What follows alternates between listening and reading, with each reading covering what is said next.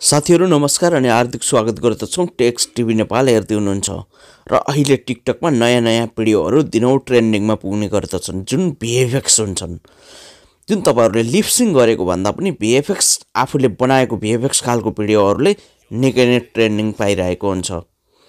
त्यस्तै क्रममा म तपाईहरुलाई आज एउटा भिडियोको बारेमा जानकारी दिँदै छु जुन भिडियो यस्तो खालको हुन्छ। यो फेस रोक्ने भिडियो अथवा बडीको पार्ट रोक्ने भिडियो हो। यो कुनै पनि बेला हराउँदैन, यो जति बेला पनि ट्रेन्डिङमै रहन्छ र यो भिडियो कसरी सजिलैसँग बनाउन सकिन्छ भन्ने बारेमा आज म तपाईहरुलाई जानकारी दिँदै छु। तपाईहरुले यो भिडियोलाई अन्तिमसम्म हेर्नु होला। र साथीहरु यदि तपाईहरु हाम्रो च्यानलमा नयाँ हुनुहुन्छ भने कृपया च्यानललाई सब्स्क्राइब गरी साइडमा आउने बेल आइकनलाई पनि प्रेस गर्नु होला भन्दै आजको विषयवस्तुतिर लागौं। त्यसको लागि तपाईहरुले एउटा भिडियोलाई एडिट गर्नुपर्ने हुन्छ। त्यसको लागि काइनमास्टर एप्लिकेसन मोबाइलमा इन्स्टल गर्नुपर्ने हुन्छ र त्यो काइनमास्टरको लिंक डिस्क्रिप्सनमा छ। त्यहाँदेखि तपाईहरुले सजिलैसँग डाउनलोड गर्न सक्नुहुन्छ अथवा गुगल प्ले स्टोरबाट पनि डाउनलोड गर्न सक्नुहुन्छ र काइनमास्टरलाई ओपन गर्नुहोस्। डाउनलोड गरेर इन्स्टल गरिसकेपछि काइनमास्टरलाई ओपन गर्नुहोस्। ओपन गरिसकेपछि यहाँ प्लसको आइकन छ, यहाँनेर क्लिक गर्नुहोस्। यहाँनेर क्लिक गरिसकेपछि 9:16 को एस्पेक्ट रेशियो यसमा सिलेक्ट गर्नुहोस्। यसमा यसरी सिलेक्ट गरिसकेपछि साथीहरु तपाईहरुले यो मिडियामा क्लिक गर्नुहोस्। मिडियामा क्लिक गरेर तपाईहरुले जुन फोटोलाई त्यसमा स्क्रोल गर्नु नि हो त्यो फोटोलाई सिलेक्ट गर्नुहोस्। मैले यहाँ जस्तै यो एउटा निखिल उप्रेतीको फोटोलाई डाउनलोड गरेको छु। यसलाई म बनाएर देखाउँछु। यसको लागि यहाँनेर यसरी क्लिक गर्नुहोस्। क्लिक गरिसकेपछि यो फोटोलाई यसरी क्लिक गर्नुहोस्। क्लिक गरिसकेपछि यहाँनेर साइडमा यो यहाँ दबाउनुहोस्। यहाँ दबाइसकेपछि तपाईहरुले यो तलपट्टिको भागमा इक्वल टु गर्नुहोस्। इक्वल गरिसकेपछि तपाईहरुले यो फोटोको ड्युरेसनलाई 10 सेकेन्डसम्म बनाउनुहोस्। यसलाई 10 सेकेन्डसम्म यसरी बनाउनुहोस्। 10 अथवा 15 सेकेन्डसम्म तपाईहरुले बनाउन सक्नुहुन्छ। अहिले मैले थोरै बनाएर तपाईहरुलाई देखाउँछु। 15 सेकेन्डसम्म टिकटकमा भिडियोहरु अपलोड गर्न सक्नुहुन्छ। र यति गरिसकेपछि तपाईहरुले यो फोटोलाई क्लिक गर्नुहोस्। क्लिक गरेर यहाँ डिलिटको माथि हेर्नुहोस्। डिलिट भन्दा माथि यहाँ क्लिक गर्नुहोस् र capture and save frame of प्लेहेडमा क्लिक गर्नुहोस्।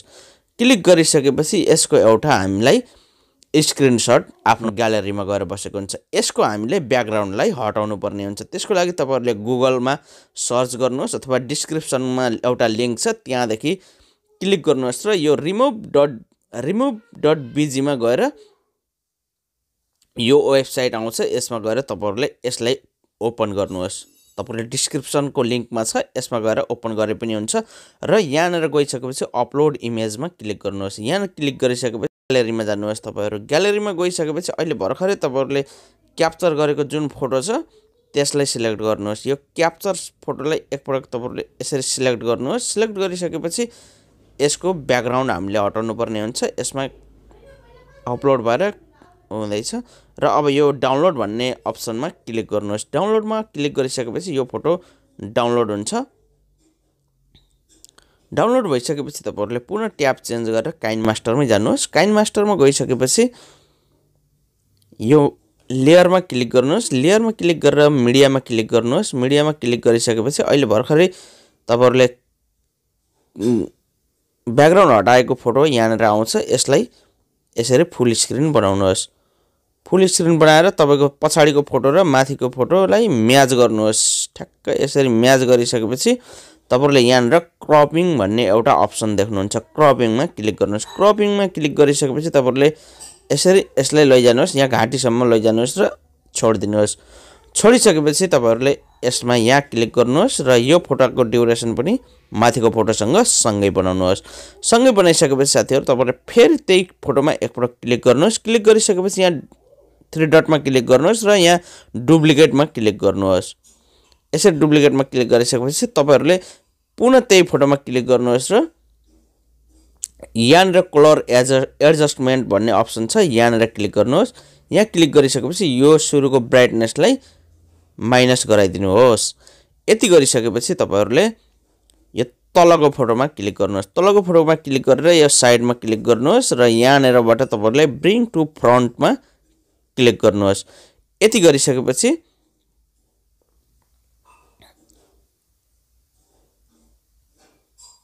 गरिसकेपछि तपाईहरुले यो फोटोलाई यसरी तानेर तलसम्म ल्याउनुहोस्।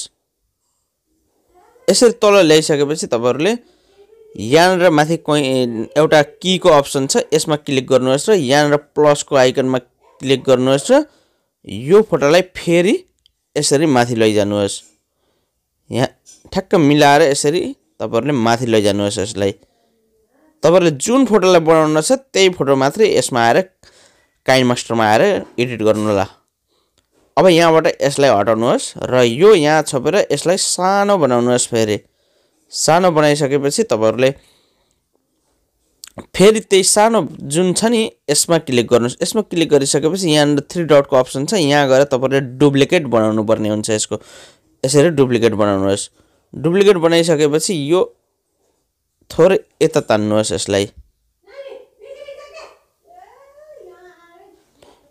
पुनः यसलाई डुप्लिकेट बनाउँदै बनाउँदै लानुपर्ने हुन्छ। तपाईहरुले पुरै यस्तै डुप्लिकेट बनाएर यसरी भर्नु पर्ने हुन्छ। थोरै यसमा क्लिक गरिराख्नुहोस् र यसरी यो क्लिक गरिसकेपछि भाइब्रेट गर्छ। भाइब्रेट गरिसकेपछि तपाईहरुको थोरै अगाडि यसलाई छोपेर सर्काउन सक्नुहुन्छ।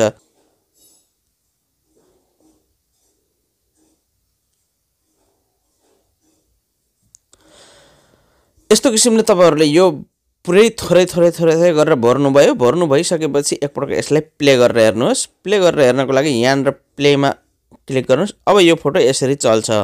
यो फोटो हामीले रोकेर देखाउने एउटा च्यालेन्जको फोटो हो। यसरी तपाईहरुले सजिलैसँग यो फोटोलाई बनाउन सक्नुहुन्छ। र यति बनाइसकेपछि तपाईहरुले यसमा साउन्ड एड गर्न पनि सक्नुहुन्छ। साउन्ड एड गर्नको लागि यहाँ अडियोमा जानुहोस्। अडियोमा गइसकेपछि तपाईहरुले कुनै पनि एउटा टिकटकको साउन्डलाई सिलेक्ट गर्न सक्नुहुन्छ, अथवा तपाईहरुले यसलाई सिधै सेभ गरेर तपाईहरुले आफ्नो टिकटक एकाउन्टमा लगेर अपलोड गर्न सक्नुहुन्छ, जुन त्यहाँ टिकटक एकाउन्टमा थुप्रै साउन्डहरु हामीलाई अवेलेबल हुन्छ। त्यसको लागि तपाईहरुले यहाँ पहिला यो शेयरको अप्सन छ, यहाँनिर क्लिक गर्नुहोस्।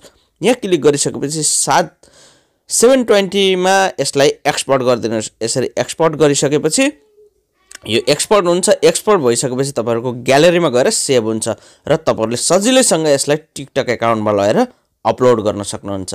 र यसरी तपाईहरुले टिकटक एकाउन्टमा लगेर सजिलैसँग यो भिडियोलाई अपलोड गर्नुहोस् र भिडियोमा लाइक, कमेन्ट र आफ्ना फलोअरहरु बढाउँदै जानुहोस्। र साथीहरु तपाईहरुले यस्तै VFX खालको अन्य भिडियोहरुको लागि पनि हाम्रो च्यानललाई सब्स्क्राइब गरी साइडमा आउने बेल आइकनलाई पनि प्रेस गर्नु होला र अरु साथीहरुको जानकारीको लागि पनि यो भिडियोलाई शेयर गरेर सबैमाझ पुर्याइदिनु होला भन्दै आजको लागि बिदा हुन चाहन्छु। हस्त नमस्ते।